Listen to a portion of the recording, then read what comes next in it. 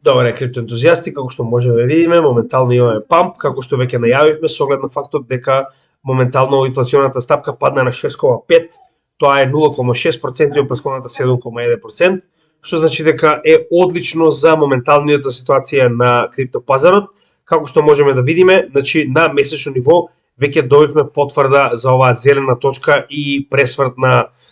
сигналната и базичната линија, со тоа што не заборавајте дека ова мора да заврши цел месец пред да можеме да рачунаме на овој сигнал кој што го гледаме овдека, кој што претходно ни ги најави двете претходни дна, како што можеме да видиме, но мораме да почекаме да видиме дали овој месец ќе ни го дозволи тоа. Доколку погледнеме моментално на дневна основа,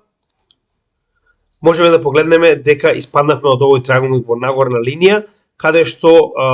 значи ова е метата која што триаголникот ни ја представува од неговата основа фактички, која што моментално доколку ја поставиме негде од местото каде што излеговме од овој триаголник, метата прилика не била некаде $20,000, но нели не можеме да бидеме сигурни, мораме да видиме дали тоа ќе се исполни. Само сакав да ви напоменам дека тоа е главната мета која што моментално ја целиме од овој триаголник нагоре. Со тоа што гледаме дека овој памп денеска се уште трае, но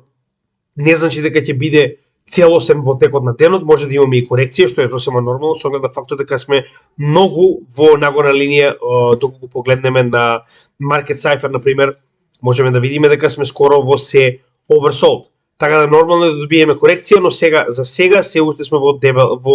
голем памп. Исто така можеме да видиме дека моментално се обидуваме да поминеме над 300 неделната средна вредност, како и на bull market support бендот. Така да ова се двете, да речем, прешки кои што моментално се обидуваме да ги совладаме, за да можеме да се најдеме над,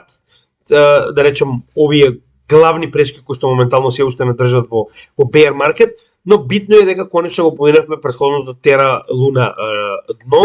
од јуни 2022 година и моментално гледаме дека исто така и се враќаме назад во значи ова ако се сеќавате Wyckoff акумулацијата, значи само што влеговме внатре над долната граница на трейдинг рейнџот, која што практично би ни потврдила доколку успееме да задржиме овдека дека ова навистина беше спрингот. Останува да видиме дали ова ќе се реализира. Како и да е, како што кажавме, уживајте во овој памп, значи буквално го предвидовме со оглед на фактот дека знаеме што ќе се случи доколку добиеме намалување на CPI инфлацијата, што и се случи. Повеќе во следната анализа, ова е само кратко објаснување што моментално гледате на пазарот и очекуваме дека ќе има нормално, не може се да оди само нагоре,